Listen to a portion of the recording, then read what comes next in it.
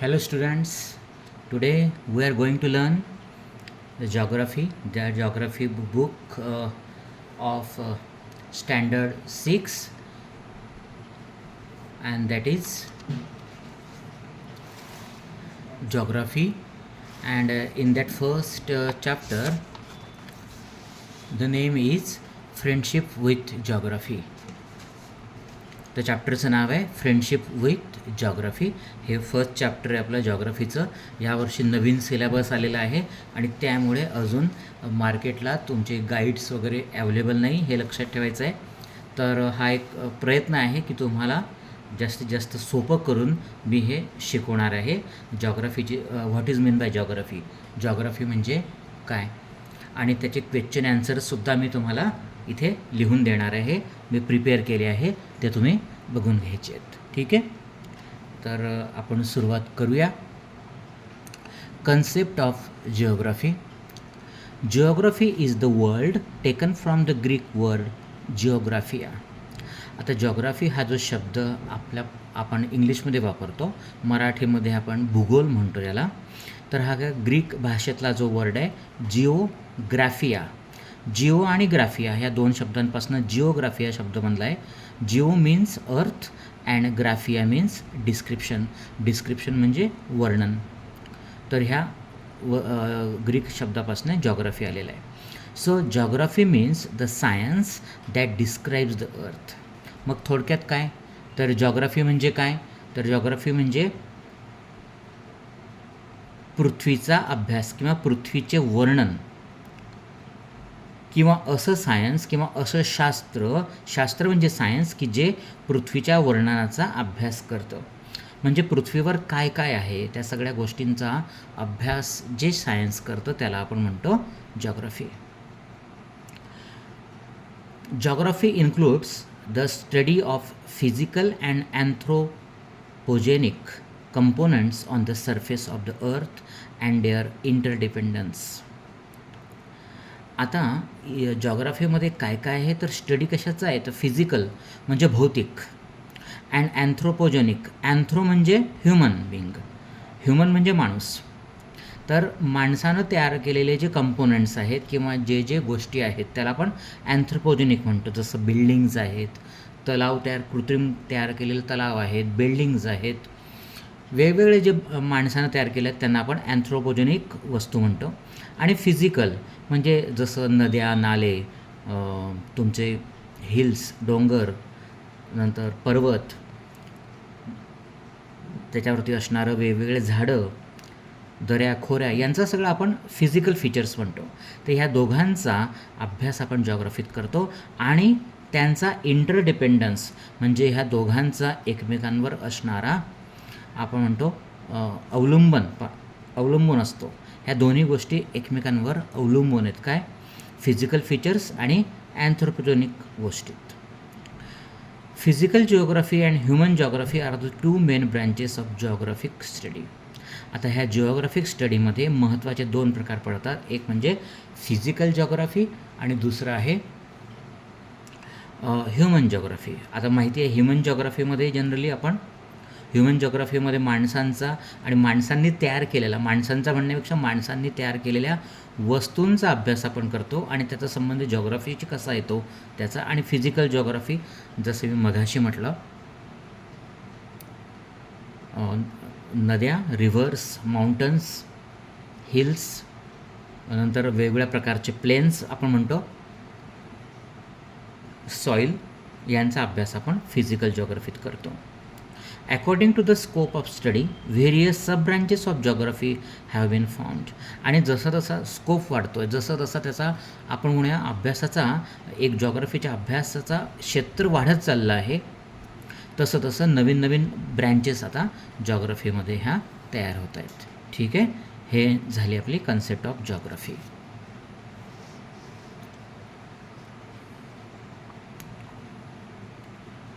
Sources of geographic study. आता आपल्याला अभ्यास करायचा आहे जिओग्राफिक स्टडीचा, भौगोलिक अभ्यास आपल्याला जर करायचा आहे तर त्याचे सोर्सेस काय असतात त्याचं आपण आता इथे बघणार आहोत. In geography physical and human components and their inter relationships are studied. जॉग्रफीमध्ये आपण अगोदरही सांगितलं आहे की फिजिकल म्हणजे भौतिक आणि मानवीय जे कंपोनंट्स आहेत, वस्तू आहेत, गोष्टी आहेत, त्यांचं एकमेकांशी असणारं जे नातं आहे त्याचा अभ्यास केला जातो. To conduct such studies scientifically sources of data play an important role. आणि असे जे आपण स्टडीज हातात घेतो किंवा सुरू करतो त्यावेळेस शास्त्रीयदृष्ट्या आपण जेव्हा अभ्यास करतो त्यावेळेस सर्वात महत्त्वाचं असतं डेटा. डेटा म्हणजे काय? माहिती. आणि तो सर्वात महत्त्वाचा असतो. आपल्याला माहिती आहे सायन्स म्हटलं म्हणजे आपल्याला डेटा महत्त्वाचा आहे. तुम्ही केमिस्ट्रीचा असो, फिजिक्सचा असो का जॉग्रफी असो, कुठेही डेटा अतिशय महत्त्वाचा असतो. There are 2 types of sources of data collection. आता हे आपण डेटा जे कलेक्ट करतो म्हणजे एखादा जॉग्राफिकल स्टडी आपलं करायचं असेल तर आपल्याला डेटा कलेक्ट करावा लागतो, माहिती गोळा करावी लागते आणि ती 2 प्रकारची आहे. ती कोणती आहे? एक प्रायमरी आणि दुसरी आहे सेकंडरी. प्रायमरी म्हणजे प्राथमिक आणि सेकंडरी म्हणजे दुय्यम. हे लक्षात ठेवायचं आहे. प्रायमरी म्हणजे काय की जे इम्पॉर्टंट आहे, खूप महत्त्वाचं आहे ते पहिल्यांदा येणारं ते प्रायमरी आणि सेकंडरी म्हणजे नंतर जे येणारं ते सेकंडरी. ठीक आहे, मला असं वाटतं ह्या दोन्ही कॉन्सेप्ट तुम्हाला कळले असतील. आता आपण त्याचं प्रायमरी आणि सेकंडरी सोर्स काय आहे ते आपण इथे बघणार आहोत.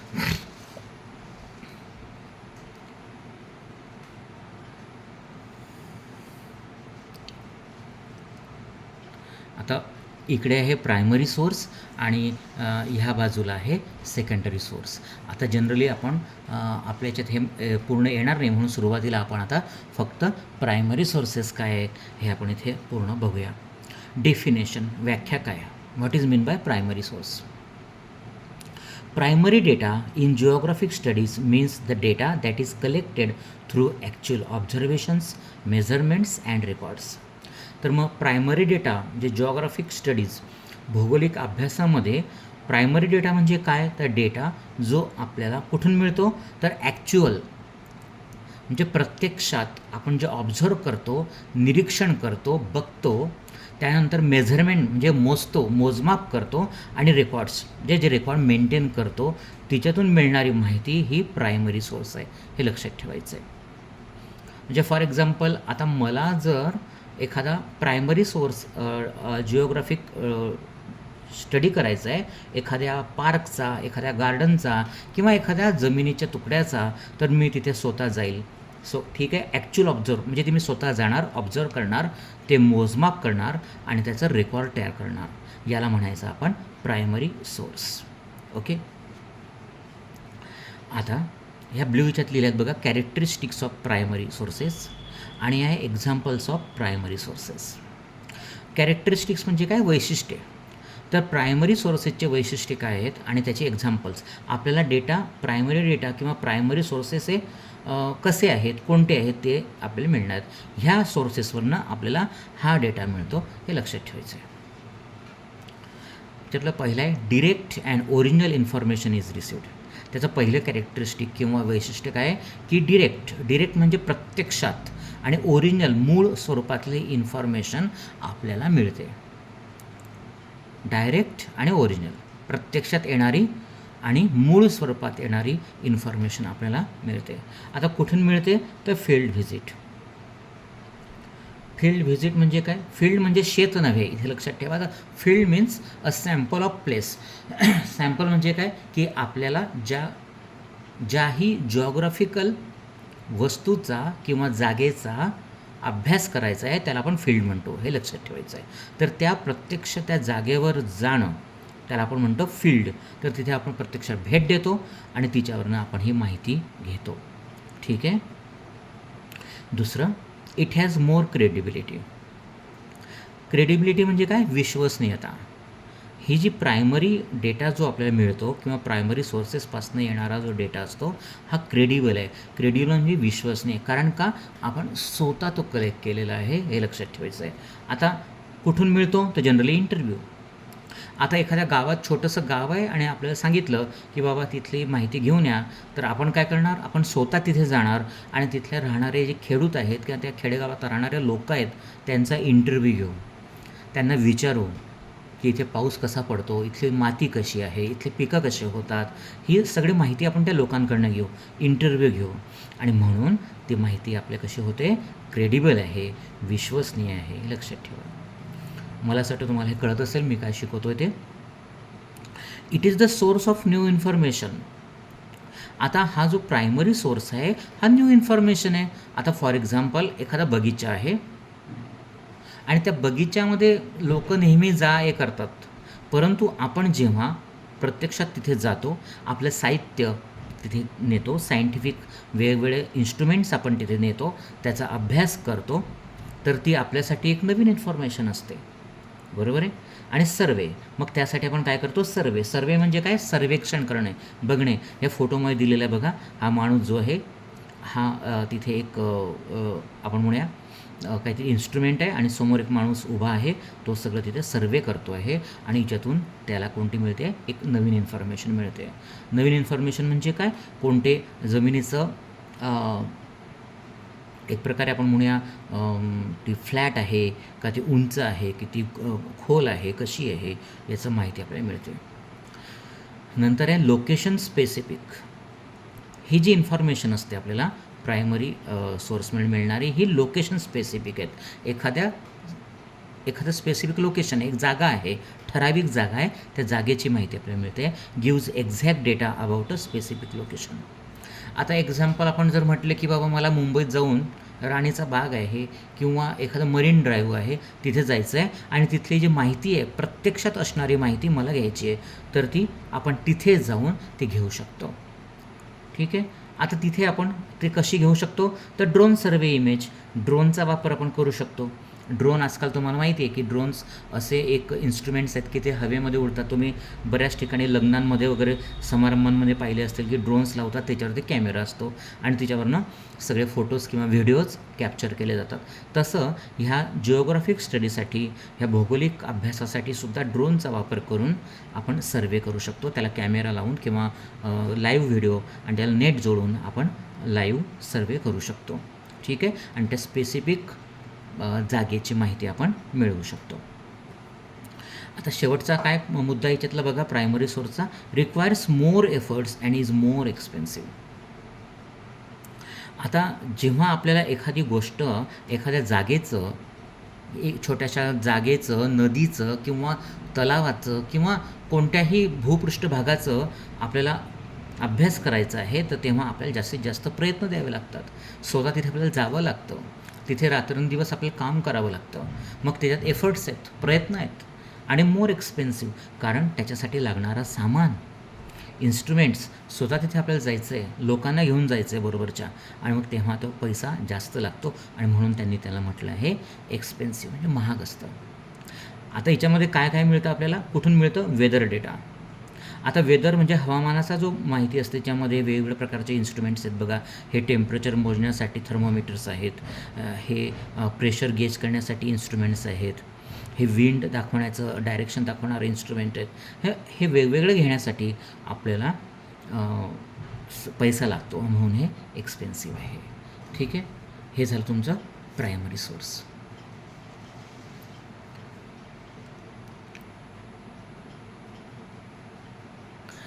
आता बघा इथे सेकंडरी सोर्स आहे. सेकंडरी म्हणजे दुय्यम, नंतरचा येणारा. प्रायमरीमध्ये आपण काय केलं होतं की स्वतः आपण जातो आहे आणि माहिती आणतो आहे. आता हे काय आहे ते आपण बघूया. Definition, secondary data in geographic studies means data that is already collected, analysed or presented. तर सेकंडरी सोर्सेसपासून मिळणारा डेटा म्हणजे काय, तर ऑलरेडी तो कलेक्ट केलेला आहे, कोणतरी केलेला आहे, आपण नाही, कोणीतरी केलेला आहे. तो नंतर त्याला ॲनालाइज केला आहे, म्हणजे त्याचं आपण म्हणतो या अन्वेषण केलं आहे किंवा त्याचा अभ्यास केलेला आहे, ऑर प्रेझेंटेड, आणि नंतर तो आपल्याला मिळाला आहे किंवा तो कोणीतरी कलेक्ट करून आपल्याला दिलेला आहे. This data is received through some other individual, organisation or publication. आता ही जो डेटा येतो आहे, हा डेटा आपल्याला कोण देतो आहे, एखादा माणूस देतो आहे.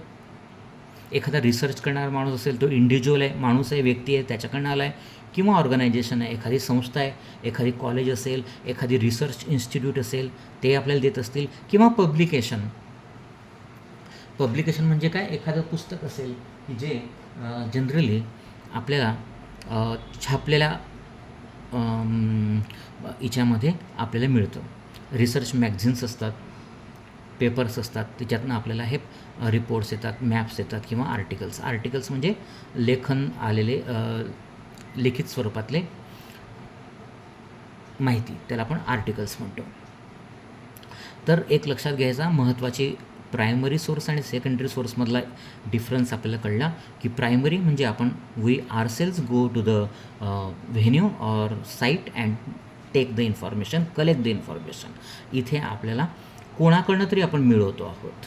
एकतर तो दुसरा व्यक्ती असेल, ऑर्गनायझेशन असेल किंवा पब्लिकेशन म्हणजे पुस्तक असतील, मॅगझिन्स असतील, याच्यातून वाचून आपण जी माहिती घेतो आहे ती सेकंडरी सोर्सेस. ओके,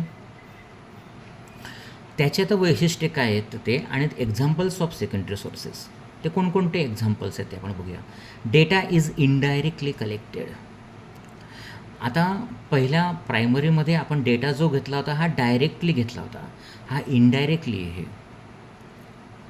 म्हणजे प्रत्यक्षात आपण घेतलेला नाही. तर कुठून मिळतो आहे? ग्लोब, हा ग्लोब आहे, किंवा मॅप, हा मॅप आहे. या मॅपवरून आपण बघतो की इंडिया कुठे आहे, नेपाळ कुठे आहे, इस्रायल कुठे आहे, अमेरिका कुठे आहे, अफगाणिस्तान कुठं आहे, श्रीलंका कुठं आहे हे शोधतो. किंवा माउंटन्स कुठे आहेत, आल्प्स कुठे आहे, अँडीज, हिमालय कुठे आहे, किंवा मोठमोठ्या रिव्हर्स आहेत, नाईल कुठं आहे, ॲमेझॉन कुठं आहे, गंगा, सिंधू कुठं आहे, याचा आपण जो अभ्यास करतो तो आपल्याला पुस्तकातनं करावा लागतो किंवा हा जो ग्लोब आहे या ग्लोबवरनं करावा लागतो. ओके, पुढं the credibility of the data can differ from source to source. आता क्रेडिबिलिटी म्हणजे काय, तर त्याचं किती तो सत्यता आहे. मग त्याची जी सत्यता असते ह्या सेकंडरी सोर्स डेटाची ही एखाद्या सोर्स आणि दुसऱ्या वेगवेगळ्या सोर्सेसवर अवलंबून आहे. आता कसं, तर एखाद्या पुस्तकामध्ये कदाचित थोडंसं नकाशा हा चुकतो किंवा छोटा असतो किंवा मोठा असतो, किंवा काही काही देश असतात ते देश मुद्दामून त्या मॅप जो असतो तो बदलवून टाकतात. फॉर एक्झाम्पल आपल्या भारतामध्ये हे चीन किंवा पाकिस्तान हे जे आपले शत्रू राष्ट्र आहेत हे आपल्या काश्मीरचं एरिया आपल्या भारतामध्ये दाखवतच नाही, ते त्यांचा एरिया दाखवतात. तर हे एक प्रकारची आपण म्हणूया तो क्रेडिबल होत नाही. या लोकांचा जो चीन किंवा पाकिस्ताननं तयार केलेली जी डेटा आहे तो चुकीचा आहे, बरोबर आहे, कारण ते खोट्या प्रमाणात दाखवत आहे म्हणून त्याची क्रेडिबिलिटी नाही. तर आता तिच्यामध्ये कुठून मिळते आपल्याला ही माहिती, तर ॲटलस म्हणजे काय, बुक ऑफ मॅप्स. एखाद्या पुस्तकामध्ये जे मॅप्स असतात अनेक, त्या पुस्तकाला आपण ॲटलस म्हणतो. टेक्स्ट म्हणजे लिहिलेलं टेक्स्ट बुक असतं की अँड रेफरन्स बुक म्हणजे आपण अनेक बुक्स वापरतो अभ्यासासाठी, रेफरन्स घेतो, त्यांचे संदर्भ वापरतो, त्याला आपण रेफरन्स बुक म्हणतो. The data is already processed and then presented. आता हिच्यामध्ये हा जो डेटा असतो हा ऑलरेडी प्रोसेस्ड आहे, म्हणजे समोरच्यानं हा अगोदरच त्याचा अभ्यास केलेला आहे, तयार केलेला आहे आणि तो आपल्याला नंतर दिला आहे. एखाद्या पुस्तकामध्ये त्या पुस्तकाच्या लेखकानं अगोदरच सगळी माहिती भरलेली आहे आणि ती आपल्याला देतो आहे, बरोबर आहे. आता कोणकोणते असतात, the research journal, magazines and newspapers. ह्या माहित्या कुठे येतात, तर जर्नल्स असतात की जिथे रिसर्च पेपर, शोध प्रबंध आपण म्हणतो ते लिहिले जातात, किंवा मॅगझिन्स असतात, सायंटिफिक मॅगझिन्स असतात, तिच्यामध्ये ही माहिती येते. नंतर data can be easily available through books, reports, the internet. आता ही माहिती जी असते सेकंडरी सोर्सपासून मिळणारे डेटा हे आपल्याला बुक्समधनं मिळतो, रिपोर्ट्स असतात त्याच्यातनं मिळतो, किंवा इंटरनेटच्या माध्यमातून आपल्याला तो मिळतो, वेगवेगळ्या वेबसाईट्सवरून आपल्याला तो मिळतो. तर फॉर एक्झाम्पल कुठून, तर आर्टिफिशियल सॅटेलाईट इमेजेस. तर आपले तुम्हाला माहिती आहे की अंतराळामध्ये, स्पेसमध्ये प्रत्येक देश आपले सॅटेलाईट्स पाठवतो, आर्टिफिशियल सॅटेलाईट्स, आणि त्यातून जी इमेज आपल्याला मिळते त्याचा अभ्यास आपण करू शकतो. हा सुद्धा एक प्रकारचा सेकंडरी सोर्स आहे, हे लक्षात ठेवायचं आहे, कारण आपण काही अवकाशात गेलो नाही स्वतः आणि माहिती आणलेली नाही. नंतरचं लेक्स expensive, save efforts and time. आता हा जो सेकंडरी सोर्सचा डेटा मिळवताना हा एक्सपेन्सिव्ह नाही आहे, कारण आपल्याला स्वतः तिथे जाऊन काहीच करावं लागत नाही आहे. लोकांना न्यावं लागत नाही किंवा इन्स्ट्रुमेंट्स जास्त विकत घ्यावे लागत नाही आहे, त्या मानानं प्रायमरी सोर्सपेक्षा याच्यामध्ये पैसा हा कमी लागतो. नंतर आपले एफर्ट्स प्रयत्नसुद्धा कमी लागतात आणि आपला वेळसुद्धा वाचतो. आता क्लायमॅटिक डेटा. आता हा आपल्या भारताचा नकाशा आहे आणि या भारताच्या नकाशामध्ये क्लायमेट म्हणजे पूर्ण जे हवामानाचा माहिती दिलेली आहे ती आपण ही डायरेक्ट घेऊ शकतो. ठीक आहे. तर हे अशा रीतीनं प्रायमरी सोर्स हा प्रायमरी सोर्स होता आणि इकडे हा आपला सेकंडरी सोर्स होता. ओके. खूप सोपं आहे, एकदा वाचल्यानंतर कळून जाईल. आणि जर तुम्हाला वाचलं की नाही कळत आहे तर हा व्हिडिओ आपण थोडं मागे जाऊन परत बघायचा, कारण मी अत्यंत सोप्या भाषेमध्ये हे तुम्हाला सांगतो आहे. ओके.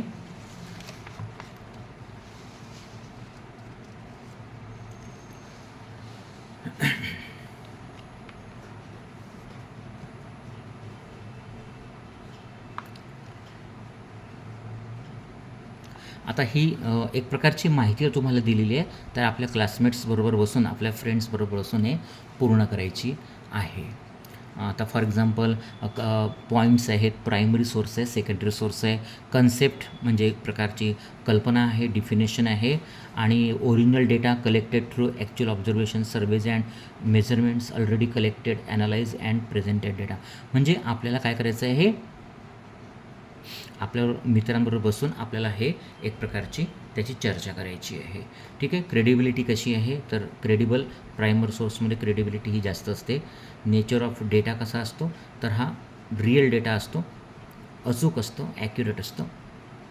तर हे सगळी आपण चर्चा करायची आहे. ठीक आहे. हे तुम्हाला करायचं आहे, कारण आता मी तुम्हाला जे सांगितलं तिच्यावरतीच हे आधारित आहे.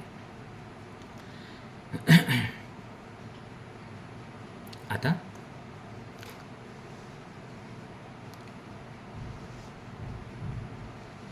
हे बघा, primary and secondary sources of information 1.2 हे झालं हा याच्यावरती. आता do you know this, Chhatrapati Shivaji Maharaj establish our Swaraj by using his geographic knowledge very effectively. आपल्याला माहिती आहे की शिवाजी महाराजांनी आपल्या महाराष्ट्रामध्ये जे राज्य निर्माण केलं ते कसं केलं, तर त्यांना पूर्ण भूगोलाचं ज्ञान होतं.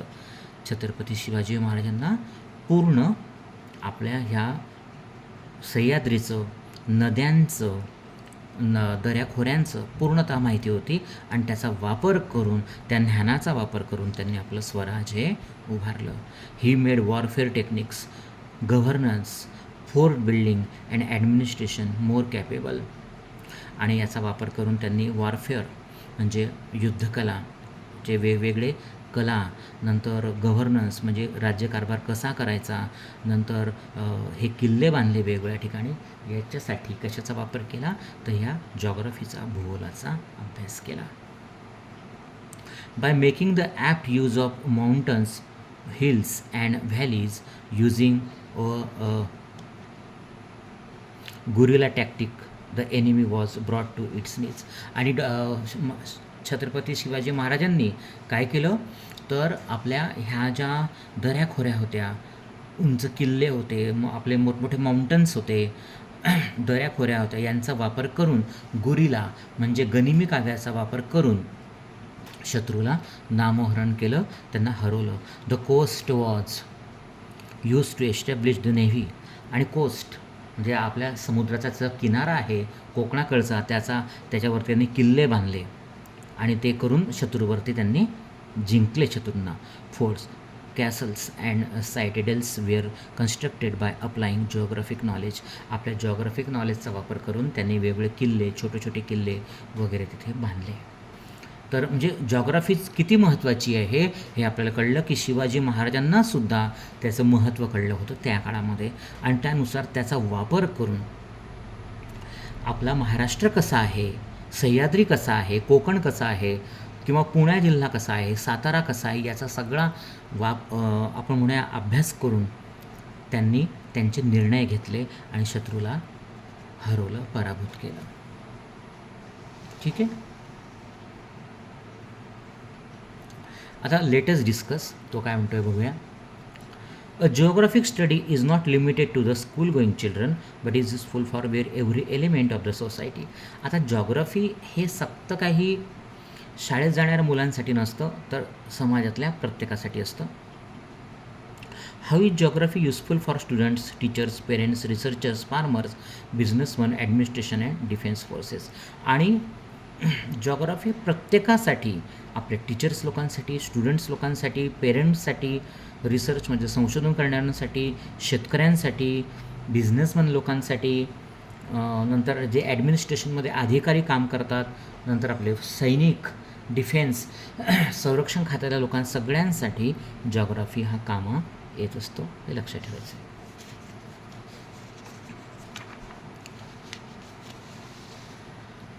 आता याच्यातले काही प्रश्न आहेत ते आपण आता बघूया आणि त्याचा अभ्यास करूया. आता एनसर्कल द करेक्ट ऑप्शन त्यांनी आपल्याला विचारलं आहे बघा. What are the meanings of the words geo and ग्राफिया.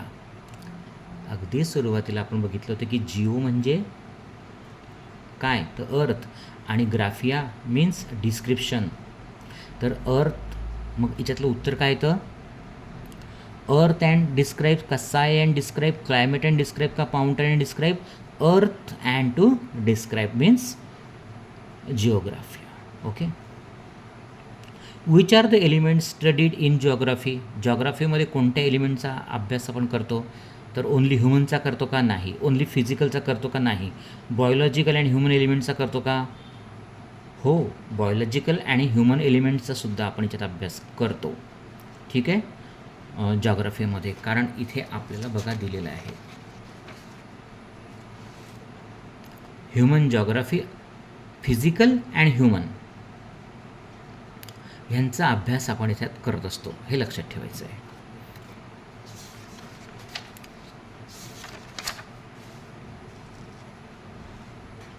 Which of the following is the primary source of geographic data. Geographic डेटाचा खालीलपैकी कोणता प्रायमरी डेटा आहे, तर टेक्स्टबुक आहे का, नाही. टेक्स्टबुक हे सेकंडरी आहे, कारण दुसऱ्या कोणतरी लिहिलेलं आहे. मॅप अगोदरच कोणी तयार केलेले आहेत. फील्ड व्हिजिट म्हणजे प्रत्यक्ष जाऊन, आणि गॅझेट म्हणजे सरकारी जे डॉक्युमेंट्स असतात ना त्यांना गॅझेट म्हणतो. तर फील्ड व्हिजिट हे प्रायमरी सोर्स आहे, कारण आपण स्वतः जातो आणि तिथलं माहिती आणतो. नंतर collecting data about climate in a village from the villagers is which source. म्हणजे आपण एखाद्या खेड्यात जातो, तिथलं क्लायमेट म्हणजे हवामानाचा अभ्यास करतो आणि तिथल्या व्हिलेजर्सकडनं माहिती घेतो, तर ही कोणत्या प्रकारची माहिती आहे, तरी सेकंडरी आहे, प्रायमरी आहे, डॉक्युमेंटेड आहे का हिस्टॉरिकल आहे, तर ती प्रायमरी आहे. का, कारण आपण स्वतः जातो आहे आणि त्यांची माहिती त्यांना विचारतो आहे की इथलं हवामान कसं आहे, इथे पाऊस कसा पडतो, इथे टेम्परेचर किती असतं, इथे थंडी किती पडते, इथलं नदीला पाणी किती असतं, हे सगळी माहिती आपण त्या खेळूताना विचारतो, मग त्याला प्रायमरी सोर्स म्हणायचं. Which skill does a student develop while collecting data through maps, fields, visits and satellite images. कोणतं कौशल्य आपला स्टुडंट हे डेव्हलप करतो बेटा, जेव्हा कलेक्ट करतो आपण एखादी माहिती, मॅप, फील्ड्स, तर memorising, drawing, writing, observation and analysis. तर आपण करत असतो ऑब्झर्वेशन अँड ॲनालिसिस, कारण आपण जेव्हा प्रायमरी सोर्स म्हणून करतो, एक डेटा घेतो ॲज अ स्टुडंट, तेव्हा आपण ऑब्झर्व करतो आणि त्याच्यानंतर ॲनालिसिस करतो. ठीक आहे. नंतर which one of the following is not primary source. खालीलपैकी प्रायमरी सोर्स कोणता, an interview conducted by one self, a survey conducted by one self, self experience field visit, a traveller read by one self.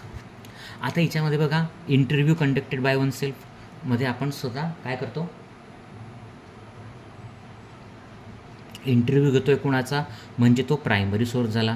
सर्वे आपण जर केला स्वतः तर तो primary झाला. Self experience field visit, स्वतः आपण त्या पर्टिक्युलर ठिकाणी गेलो तर तो सेल्फ एक्सपिरियन्स म्हणजे प्रायमरी डेटा झाला. आणि ट्रॅव्हलग म्हणजे काय, प्रवास वर्णन. प्रवास वर्णन आपण लिहित नाही, दुसरा लिहितो, मग त्याच्यामुळे तो काय झाला, तो सेकंडरी डेटा झाला.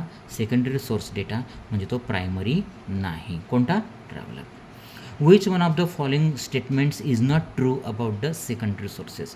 खालीलपैकी कोणतं स्टेटमेंट हे सेकंडरी सोर्सच्या बाबतीत सत्य नाही. The credibility of the data collected through this is more. The data in this are collected on the basis of researches. these data sources are not easily available. The data in this can be outdated.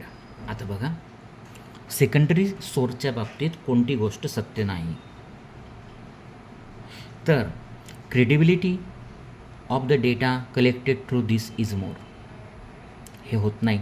The data in this are collected on the basis of researches. आपण हे कोणाकडनं घेतो तर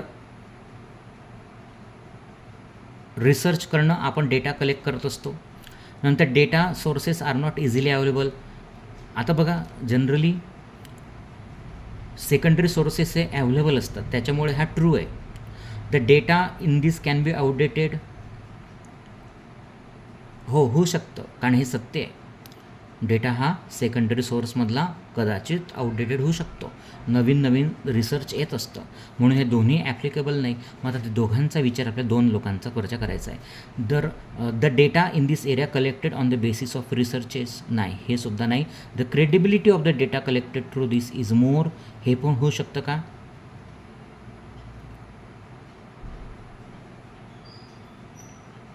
is not true. आपल्याला काय पाहिजे? Is not true, तर हे आहे. The credibility of the data collected through this more, असं नाही आहे, कारण प्रायमरी डेटा जो असतो हा जास्त क्रेडिबल असतो. हे लक्षात ठेवायचं आहे. म्हणजे हा पहिलं वाक्य हे उत्तर आहे. आता check the following statements, correct and incorrect statements and rewrite them. The meaning of geography is the science that describes the earth. सत्य करेक्ट आहे का इनकरेक्ट आहे? करेक्ट आहे. In geography only the physical structure of the earth is situated. आपण जॉग्राफीमध्ये फक्त physical स्ट्रक्चरचा अभ्यास करतो का? तर नाही. त्यात आपण ह्युमन स्ट्रक्चर्स किंवा ह्युमन चा सुद्धा अभ्यास करतो, म्हणून हे इनकरेक्ट आहे. Photographs and videos are the primary sources आहेत का? तर नाही. स्वतः आपण जर जाऊन काढले तर ते प्रायमरी सोर्स आहे, अन्यथा दुसऱ्यांचे काढलेले जे फोटोग्राफ्स आहेत, व्हिडिओज आहेत, ते सेकंडरी सोर्स आहेत. म्हणजे ते इनकरेक्ट आहे. Research and research paper are the secondary sources. Research and research paper are the secondary sources, right. कारण दुसऱ्यांनी केलेलं रिसर्च आणि रिसर्च पेपर हे सेकंडरी सोर्समध्ये गणलं जातं, हे लक्षात ठेवायचं आहे. ओके. आता सी आहे बघा, राईट शॉर्ट ॲन्सर. आपल्याला शॉर्ट ॲन्सर लिहायचं आहे. Explain the concept of geography.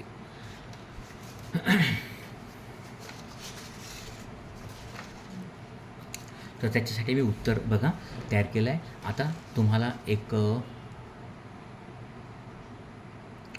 हे सांगायचं आहे की तुम्ही याचे स्क्रीनशॉट काढून घ्यायची आहे जर तुम्हाला हे उत्तरं हवे असतील तर. हे if you want the answers, first is concept of geography, means what is by geography. Geography means, एक minute,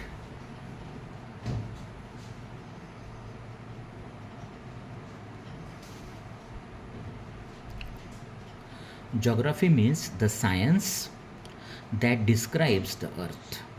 It comes from the Greek word geographia. It includes the study of physical and human components on the surface of the earth. Physical geography and human geography are the two main branches of geography. ठीक आहे, ही आपली झाली सोपी. नंतर explain the differences between the primary and secondary sources of geographic study. आपल्याला त्यांनी सांगितलं आहे की प्रायमरी आणि सेकंडरी सोर्सेसमधला जो डिफरन्स आहे तो आपल्याला त्यांनी विचारला आहे. तर आपण तो बघूया.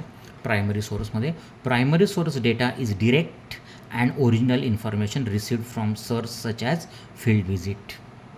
हे लक्षात घ्या. तुम्ही त्याची स्क्रीनशॉट काढू शकता किंवा तुम्ही लिहून घेऊ शकता. नंतर सेकंडरी सोर्स, त्याच्या अपोजिटला secondary source data is indirectly collected from such as globe or map. नंतर second, it is more credible आहे. The credibility differs from source to source. आपण जसं पाहिलं की वेगवेगळ्या सोर्सेसची माहिती ही वेगवेगळी येते आणि त्याच्यामुळे त्याची विश्वासार्हता किंवा क्रेडिबिलिटी ही सुद्धा बदलत जाते. नंतर it is the source of new information.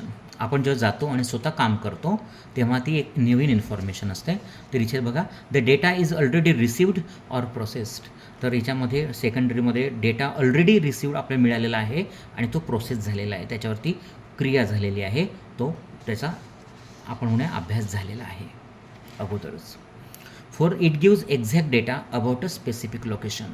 एखाद्या लोकेशन असतं, एखादी जागा असते, त्याची एक्झॅक्ट तंतोतंत माहिती आपल्याला मिळते प्रायमरी सोर्समध्ये. तर data available through books, reports or internet.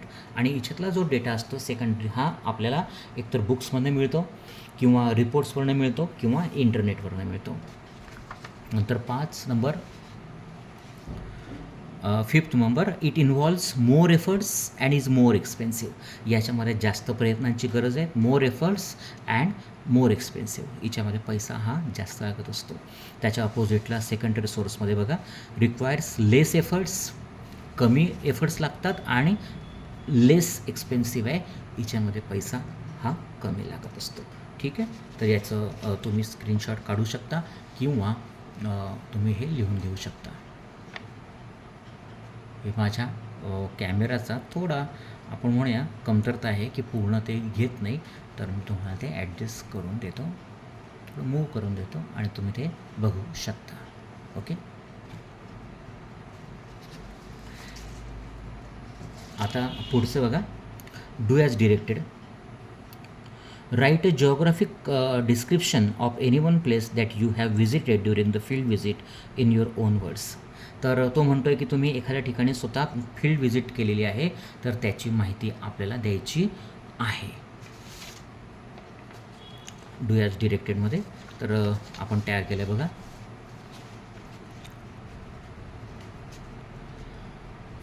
I visited a park in our town for visit.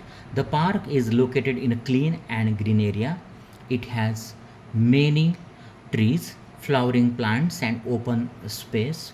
The land is mostly flat and there are walking paths. People visit the park for exercise, walking and recreation. It is quite pleasant and peaceful place. ठीक आहे. याचं उत्तर हे आहे डूचं, आपलं do as डिरेक्टेडचं डीचं. नंतर second आहे बघा, बाय ऑब्झर्विंग फिगर 1.1. ही जे आपण ऑलरेडी बघितली आहे बघा, ही फिगर 1.1.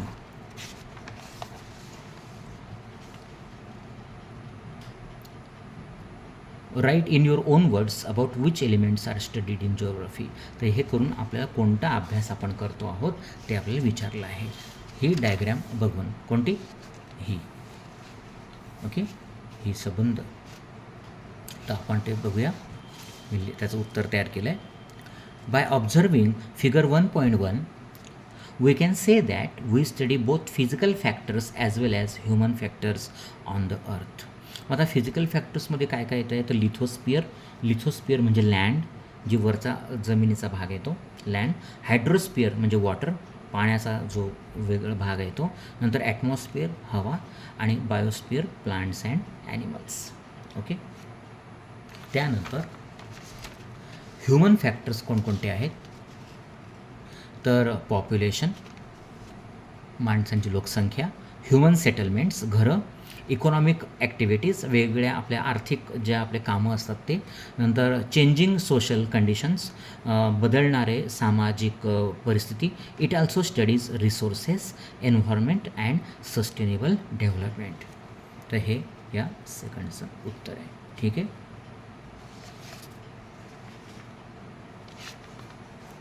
आता यामध्ये नंतरचं बघा, तुम्हाला त्यांनी दिलेलं आहे, complete the following activity. Classify the following means into primary and secondary sources information in geographical study and right mark in the space near a source. इकडे प्रायमरी सोर्स दिले आहे, तिकडे मीन्स ऑफ जॉग्राफिक स्टडी दिला आहे, इकडे secondary आहे, इकडे असंच आहे. तर बघा, soil samples collected by one self. जर आपण स्वतः सॉईल सॅम्पल्स घेतले आहेत तर ती माहिती प्रायमरी येईल का सेकंडरी येईल? ती प्रायमरी येईल. ठीक आहे. नंतर मॅप ऑफ सॉईल डिस्ट्रीब्युशन. आता एखादा मॅप जर आपल्याकडे आला सॉईल डिस्ट्रीब्युशनचा तर तो प्रायमरी असणार नाही, तो सेकंडरी असणार आहे, लक्षात ठेवा. नंतर pictures of various flowers and fruits हा सेकंडरी असणार आहे, कारण पिक्चर्स हे आपल्याला ऑलरेडी मिळालेले आहेत. जर आपण घेतले असले तर ती गोष्ट वेगळी, पण इथे तसं नमूद केलेलं नाही म्हणून इथे हे सेकंडरी आहे. Reports of field visit written by you हा आपण स्वतः जाऊन रिपोर्ट तयार केला आहे तर तो प्रायमरी सोर्स होत आहे. Video recording of natural beauty of Chikhaldara, आपण जर स्वतः तिथे चिखलदऱ्याला गेलो आणि स्वतः जर व्हिडिओ पाहिला असला तर तो प्रायमरी आहे, अन्यथा आपण यूट्यूबवरती वगैरे पाहिलं असलं तर तो सेकंडरी आहे. तर इथे आपण त्याला व्हिडिओ आहे, आपण व्हिडिओ बघतो आहे इंटरनेटवरती तर तो सेकंडरी सोर्स आहे, हे लक्षात घ्यायचं आहे. आता ट्रॅव्हलर्स म्हणजे प्रवास वर्णन हे आपले नसतात, स्वतः तयार केलेले, हे इतरांनी असतात म्हणून ते सेकंडरी सोर्स आहे, हे लक्षात ठेवायचं आहे. Observation of various types of flowers and fruits by oneself, म्हणजे वनसेल्फ म्हणजे काय, कोणीतरी स्वतः जाऊन जर ते ऑब्झर्वेशन केलं असलं तर ते काय आहे, प्रायमरी सोर्स आहे. Rock samples collected by oneself, समजा मी गेलो मायसेल्फ तिथे गेलो आणि कलेक्ट केलं रॉक सॅम्पल्स तर ते प्रायमरी आहे, सोर्स आहे, लक्षात ठेवायचं आहे. Newspaper cuttings of the geographic information, न्यूजपेपरमध्ये आलेली इन्फॉर्मेशन काय असते, ही सेकंडरी असते. त्याचप्रमाणे samples of cereals and pulses collected by you, आपण जर तुम्ही किंवा मी आपण शेतात जाऊन तिथले सॅम्पल्स कलेक्ट केले, सेरल्स आणि पल्सेस गोळा केले तर ते प्रायमरी सोर्स येतो, हे लक्षात ठेवायचं आहे. ओके, तर हे अशा प्रकारचा हा पहिला चॅप्टर आहे.